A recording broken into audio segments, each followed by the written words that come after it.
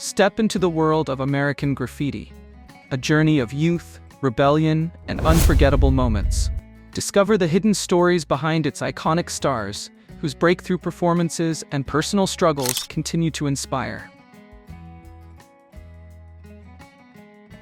Born Robert Weston Smith on January 21, 1938, in Brooklyn, New York, Wolfman Jack was 35 when he lent his iconic gravelly voice to American Graffiti. Known for his magnetic presence as an enigmatic disc jockey, he captivated radio audiences nationwide, becoming a true legend behind the mic. Yet his off-air life was a mix of triumph and turmoil. A relentless work schedule strained his marriage to Lou Lamb, whom he married in 1961, and kept him away from his two children, Joy and Todd. In later years, health issues stemming from overwork and unhealthy habits took their toll. On July 1, 1995, at age 57, he suffered a fatal heart attack, leaving behind an indelible legacy as one of radio's most influential voices.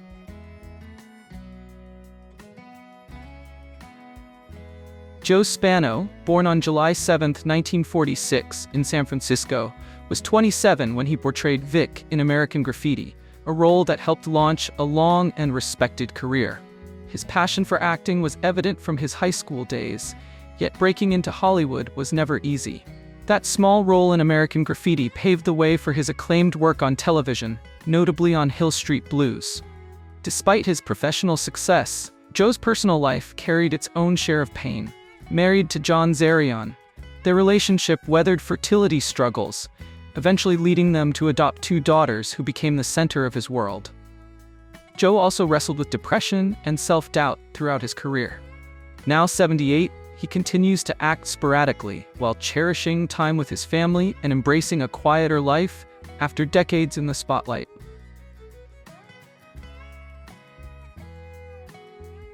At 33, Johnny Weissmuller Jr., born on September 23, 1940, took on the role of Badass Number 1 in American Graffiti. As the son of the legendary Tarzan actor, he constantly struggled to emerge from his father's formidable shadow. Limited mainly to minor film and television parts, his career never matched the heights of his father's. After two short-lived marriages and a strained relationship with his daughter Samantha, Johnny battled alcoholism, especially after his father's death in 1984. His later years were marked by obscurity, and on July 27, 2006, at age 65, he succumbed to liver cancer, a sobering testament to the pressures of living under a famous name. Deb Lee Scott, born on April 2, 1953, was just 20 when she lit up the screen as Flawless Girl in American Graffiti, her character riding along with Bob Falfa during the film's thrilling drag races. Raised in New Jersey by a working-class family, her early life was full of struggle, yet her passion for acting led her to Hollywood. While her career included memorable television appearances, Deb Lee's personal life was beset by battles with substance abuse and emotional turmoil. After two turbulent marriages, and without children to anchor her, she eventually succumbed to liver failure after a prolonged fight with alcoholism, passing away on April 5, 2005, at the age of 52.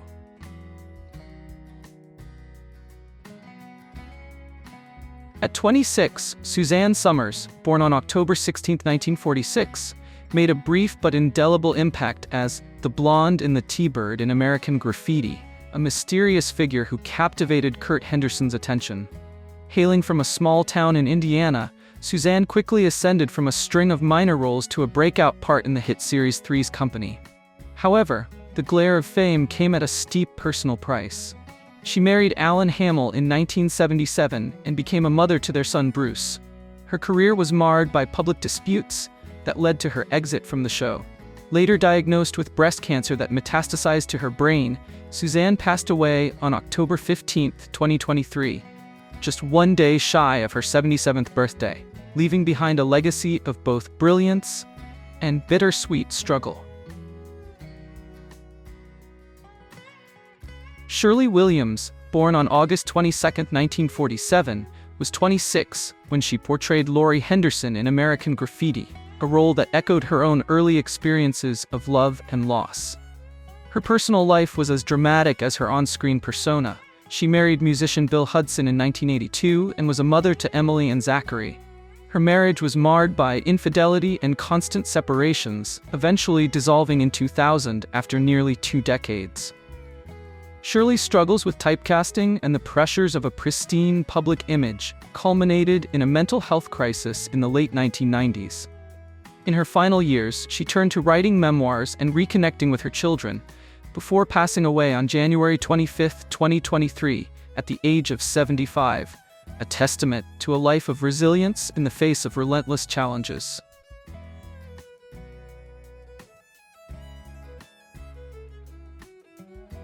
Born on October 29, 1947, in Brooklyn, New York, Richard Dreyfuss was 25 when he portrayed the conflicted Kurt Henderson in American Graffiti. His childhood, marked by financial instability and frequent moves, imbued him with a unique perspective that would later shine through in iconic films such as Jaws, 1975, and Close Encounters of the Third Kind, 1977. The 1980s, however, brought personal and professional turmoil. A severe car crash and a well-publicized battle with cocaine addiction forced him into rehabilitation. Richard made a triumphant return by winning an Oscar for The Goodbye Girl, 1977. Through 3 marriages and fatherhood to 3 children, he has navigated financial and emotional struggles, including a diagnosis of bipolar disorder. Now 77, Richard continues to act and advocate for mental health, his career a blend of dazzling triumphs and hard-fought recoveries. Charles Martin Smith was only 19 when he played Terry the Toad Fields in American Graffiti, capturing the essence of a shy, nerdy teenager, a role that resonated with his own adolescence. Despite early setbacks and frequent rejections, he eventually earned acclaim in films like Never Cry Wolf and The Untouchables. Yet, his personal life was marred by hardship. A decade-long marriage to makeup artist Ursula Martin ended in divorce, and a painful estrangement from his daughter Lily left lasting scars. Now 71, Charles leads a quieter life in California, dedicating himself to wildlife conservation while still reflecting on the personal and professional struggles that once defined his journey.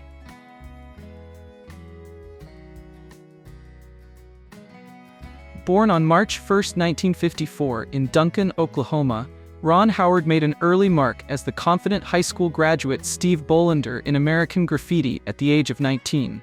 Coming from a family immersed in acting, Ron's transition from child star on The Andy Griffith Show to celebrated filmmaker was nearly seamless. He later directed classics such as Apollo 13, 1995, and A Beautiful Mind, 2001, the latter earning him an Oscar. Balancing a demanding career with family life, Ron has navigated the pressures of fame while remaining steadfastly devoted to his wife, Cheryl Alley, and their 4 children, including Bryce Dallas Howard. Now 70, he continues to be a beloved and influential figure in Hollywood, his work a testament to decades of creativity and perseverance. Paul Latt, born on September 22, 1945, in New Jersey, was 27 when he embodied John Milner, the tough, nostalgic car enthusiast in American Graffiti. Before his cinematic breakthrough, Paul served in the U.S. Navy and honed his craft at the Actors Studio. His performance in American Graffiti catapulted him into the spotlight, later earning him a Golden Globe for his role in Melvin and Howard, 1980. Yet, beyond this high point, Paul struggled to break free from the tough guy mold. His personal life was equally turbulent. A marriage to Susan Day ended in divorce amid financial and emotional challenges, even leading to a bankruptcy filing at one point. Now 79, Paul largely steers clear of Hollywood's limelight, occasionally appearing at fan conventions while leading a quieter life. At just 13, Mackenzie Phillips, born on November 10, 1959, in Alexandria, Virginia, captured hearts as Carol in American Graffiti, showcasing a raw, natural talent that promised a bright future. However, her early years were overshadowed by the chaos of her family life. Her father, John Phillips of the Mamas and the Papas, was both a musical icon and a source of deep personal instability. Although Mackenzie found success on television with roles in One Day at a Time, A long battle with drug addiction led to multiple arrests and very public struggles with recovery. In a candid memoir, she recounted traumatic experiences from her youth. Now 65, after 2 marriages and raising her son Shane, Mackenzie has transformed her pain into purpose, working as a substance abuse counselor and living a quieter life dedicated to helping others.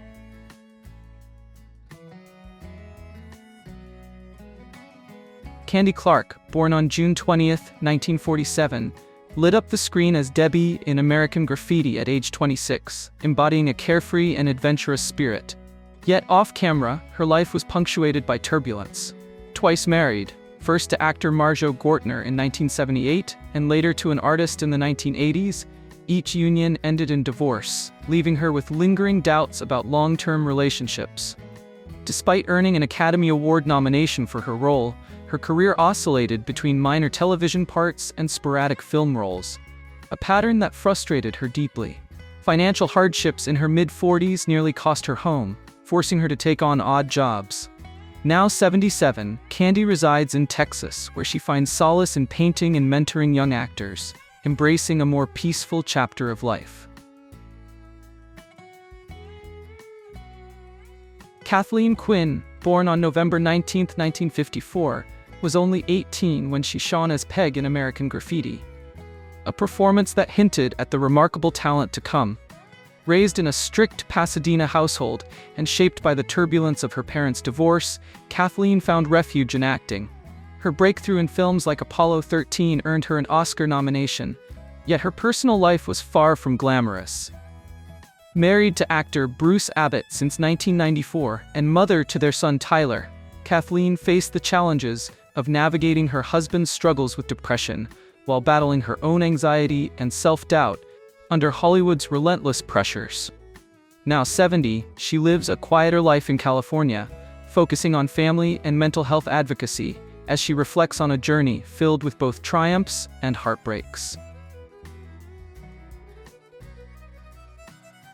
Harrison Ford, born on July 13, 1942, was 31 when he played Bob Falfa, the self-assured drag racer who challenges John Milner in American Graffiti. Raised in Chicago, his early years were marked by social awkwardness and frequent rejections, leading him to work as a carpenter to support his young family. American Graffiti proved pivotal, eventually setting the stage for his iconic turn as Han Solo in Star Wars. Yet, the pressures of fame took their toll. His first marriage ended in divorce in 1979, and subsequent relationships were equally challenging. Ultimately, Harrison found stability with his current wife, Callista Flockhart, though he has long battled anxiety and the burdens of stardom. Now 82, he continues to act, cherishing his later years, while acknowledging the personal sacrifices demanded by his legendary career. Born on May 11, 1942, in Berkeley, California, Terrence McGovern was 31 when he portrayed the wise and supportive Mr. Wolf in American Graffiti. Although raised in a loving family, the early loss of his father left an enduring void. A versatile actor and voice artist, Terrence even lent his voice to a stormtrooper in Star Wars, 1977. Yet, despite professional successes, his personal life was marked by tragedy. His 15-year marriage ended in 1984 amid emotional distance and long work hours, and his relationship with his children suffered. The 1990s brought financial hardship, and a stroke in 2005 forced him into retirement. Now 82, Terrence lives in a care facility near San Francisco, reflecting on a life rich in creative triumphs but shadowed by deep personal heartache. Janab Bellin, born on August 28, 1951, in a small Texas town, was 22 when she charmed audiences as Buddha, a cheerful, outgoing car hop in American Graffiti. Growing up in a strict household with limited means, she turned to acting as an escape from her constrained environment. Although she landed minor TV roles after the film, significant opportunities remained elusive. A failed marriage to a fellow actor in the late 1970s left her emotionally drained, and her subsequent estrangement from her son Eric further deepened her struggles. The 1980s brought additional financial challenges and a battle with alcoholism, and a tragic car accident in the mid-1990s left her with chronic pain. Now 73, Janab lives quietly in Arizona, finding solace in writing and painting while still haunted by past hardships. Born William Hopkins on February 2, 1938, in Greenville, South Carolina, Bo Hopkins was also 35 when he brought to life Joe, the tough yet loyal member of the Pharaoh's gang. His early life was fraught with hardship following the sudden loss of his father at age 9, a tragedy that plunged his family into financial strife and led him through foster care and reform programs. Despite these early challenges, Bo discovered his calling in acting, earning accolades for rugged roles in films like The Wild Bunch and Midnight Express. Off-screen, his life mirrored his career's ups and downs. After 2 marriages, the first ending in divorce and the second with Keon Eleanor Green, with whom he had a daughter, Jane, his health eventually declined. On May 28, 2022, at age 84, Bo Hopkins passed away from a heart attack, remembered for the authenticity he brought to every role.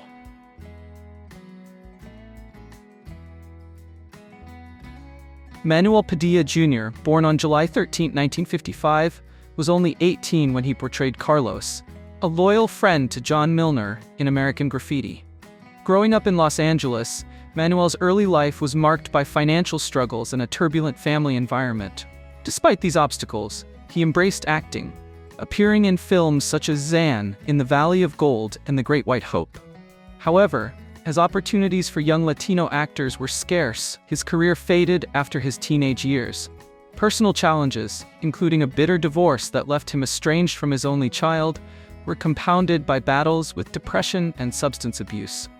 In his later years, Manuel lived a quiet life working in landscaping, a poignant reminder of the fleeting nature of early Hollywood dreams.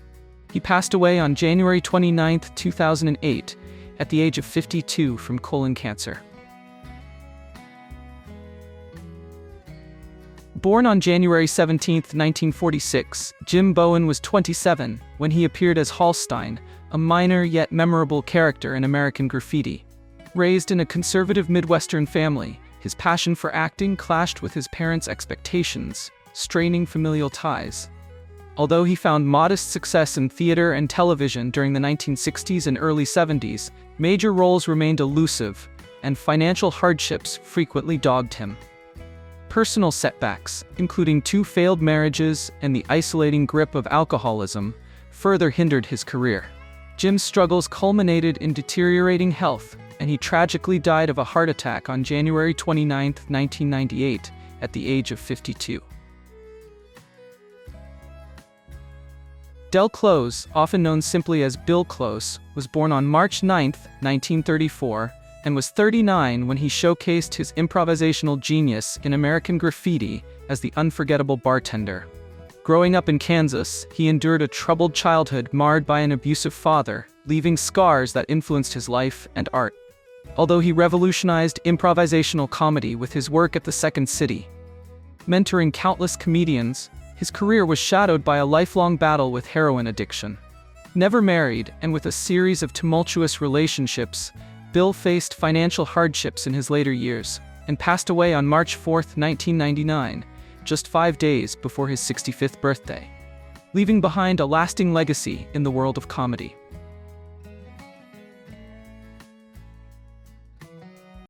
Kay Lenz, born on March 4, 1953, in Los Angeles, was 20 when she appeared as Jane in American Graffiti, credited as Kay and Keir, and quickly became a rising star. Growing up in the glittering yet isolating world of Hollywood with a producer for a father, she was no stranger to both the allure and loneliness of fame. After garnering wider recognition for her role in Breezy, Kay became one of Hollywood's sought-after actresses. Yet, her personal life was marred by sorrow. In 1977, she married singer David Cassidy, but his battle with addiction and their growing apart led to a divorce in 1983. The heartbreak, compounded by her own struggles with depression and dwindling career opportunities, eventually drove her away from the limelight. Now 71, Kay devotes her time to mental health advocacy and finding peace after a life filled with both glittering triumphs and profound challenges. Susan Richardson, born on March 11, 1952, in Coatesville, Pennsylvania, was just 21 when she brought Judy to life in American Graffiti, infusing the film with her lively, engaging spirit. Growing up in a modest family, Susan yearned for something greater and chased her dreams with determination.